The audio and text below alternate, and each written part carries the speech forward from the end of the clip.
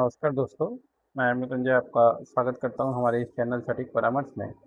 और देखिए, पिछले शायद 2-3 दिन पहले महाराष्ट्र में एक चोरी हुआ था, जिसमें एक सराफा व्यापारी के दुकान से करीब 2.5 करोड़ से ज़्यादा की जो है ज्वेलरी और बाकी चीज़ें चोरी की गई थी। इसमें तिजोरी का ताला तोड़कर 30 किलो सोने चांदी के आभूषण और नकदी की चोरी की गई थी।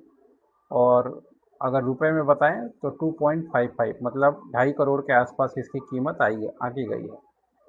और सीसीटीवी वगैरह जो है, इसमें फुटेज खंगाल रही है पुलिस कि किसने चोरी किया, क्या किया। ये तो हमेशा ही करती है, खंगालते रहती है। मगर महाराष्ट्र के ये मामला है पुणे का। पुणे में मांजरी मुंडवा रोड है और यहीं पे ये काम हुआ है। अब मान लीजिए चोरी हुआ है आपका पुणे में, मगर पुलिस हाई अलर्ट और खोज रही है कहाँ पे, उत्तर प्रदेश और गोरखपुर में। क्योंकि इसका एक लिंक है, रिलेशन है, जो कि पहले भी अखबारों में आपने देखा है, बहुत बार छपा है और बहुत बार लोग इसके बारे में बात कर चुके हैं। क्योंकि हम लोग ज्वेलरी इंडस्ट्री से रिलेटेड मैटर पे बात करते हैं, न्यूज़ वगैरह देखते रहते हैं, तो ये चीज़ न्यूज़ में पढ़ा भी है पहले कि यहाँ पे जितना भी मान लीजिए जो बड़ा बड़ा इस टाइप का कांड होता है, जैसे तनिष्क का कांड हुआ था, लूट हुआ था यहाँ पे, आपको आज तक वो चीज़ बराबर बरामद नहीं हुआ, बड़ा लूट था। वैसे ही बहुत सारा ऐसा चोरी का काम होता है, बड़ा बड़ा डकैती का। तो ये कुछ बहुत तरह के गिरोह हैं जो ये लोग काम करते हैं, और ये काफ़ी संगठित बिजनेस इनका है ये चोरी का। तो ये लोग क्या करते हैं, चोरी का सामान मान लीजिए पूरे इंडिया में कहीं भी हो, तो चोर चोर आपस में लिंक होता है कि लोकल एरिया में बेचेंगे अगर मान लीजिए किसी को, तो वो क्या करेगा, बहुत छोटा मोटा चोरी तो मान लीजिए 100 ग्राम 50 ग्राम का तो चोरी चोर करके बेचता है, तो कैश एंड गोल्ड वाले फंस जाते हैं। मगर इतना बड़ा बड़ा सामान तो कैश एंड गोल्ड वाले खरीद नहीं पाएंगे, क्योंकि मान लीजिए इतना महंगा चीज़ है, पैसा भी है, पकड़े गए तो रिकवरी भी आएगा। तो इसलिए इस डर के मारे तो वो लोग इसमें हाथ नहीं लगाते हैं। अब इसमें रास्ता क्या बढ़ता है, ये लोग जो है ये ज्वेलरी को सीधा पार करने का कोशिश करते हैं आपका नेपाल, क्योंकि पास में आपका वही है। भूटान में ये लोग जाते नहीं, बांग्लादेश में तो मान लीजिए वीज़ा पासपोर्ट ये सब है चक्कर, तो इसलिए वहाँ जाते नहीं। आसान रास्ता है नेपाल। तो नेपाल जाने का कई रास्ता है, एक बिहार होकर भी जा रहा है, दूसरा यूपी होकर भी जा रहा है।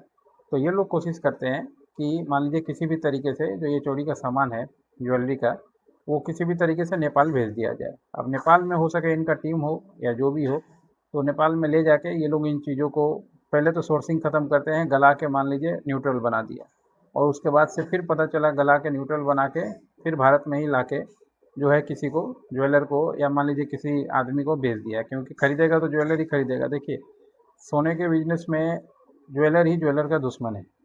एक ज्वेलर ही दूसरे जगह पे बहुत बार आप देखिएगा चोरी भी कराता है। बहुत बार आया है कि दुकान किसी का चल रहा है, किसी का नहीं चल रहा है, तो जिसका नहीं चल रहा है वो चलने वाले के यहाँ पे चोरी करवा दिया। खरीदने वाले भी आप देखिए मैक्सिमम वही हैं। चोरी का अगर कहीं भी होता है ज्वेलरी, पब्लिक का ही चोरी हो या मान लीजिए किसी दुकान का ही चोरी हो, तो खरीदने वाला आदमी भी देखिएगा आपको दुकानदार ही मिलेगा मैक्सिमम, क्योंकि पब्लिक खरीद के करेगा क्या, और पब्लिक के पास जाएगा भी नहीं कोई। तो ये आपस में होते रहता है। ज्वेलरी के इंडस्ट्री में एक सुनार ही दूसरे सुनार का सबसे बड़ा दुश्मन है, चाहे वो कंपटीशन की वजह से हो, चाहे सस्ता माल खरीदने के नाम पे हो।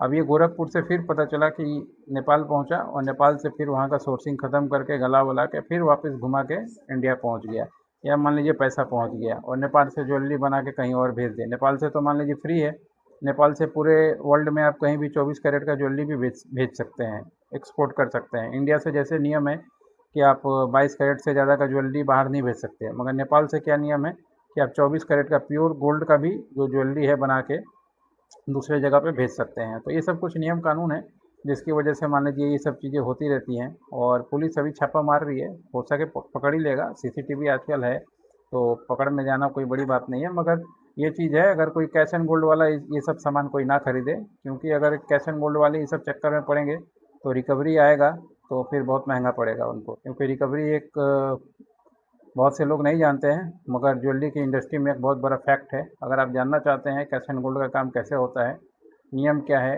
कानून क्या है, क्या गवर्नमेंट कहती है, आप जो कर रहे हैं उसमें क्या आपको कैसे संभल के रहना चाहिए, तो इस पूरे सब्जेक्ट के ऊपर हम लोग कंसल्टिंग कराते हैं। आप ईयरली कंसल्टेंट हम लोग को चाहे तो रख सकते हैं, या सिंगल टाइम का जो फीस होता है वो भी आप बुक करके, टाइम बुक करके कंसल्टेंट ले सकते हैं। आज के लिए इतना ही। नमस्कार।